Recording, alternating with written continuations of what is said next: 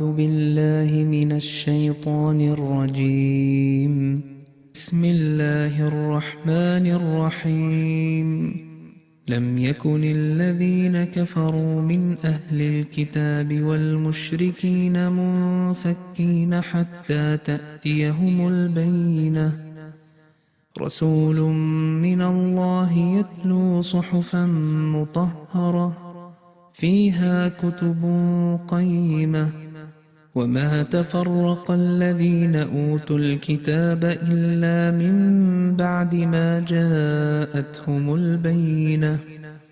وما أمروا إلا ليعبدوا الله مخلصين له الدين حنفاء ويقيموا الصلاة ويؤتوا الزكاة وذلك دين القيمة. إن الذين كفروا من أهل الكتاب والمشركين في نار جهنم خالدين فيها أولئك هم شر البرية.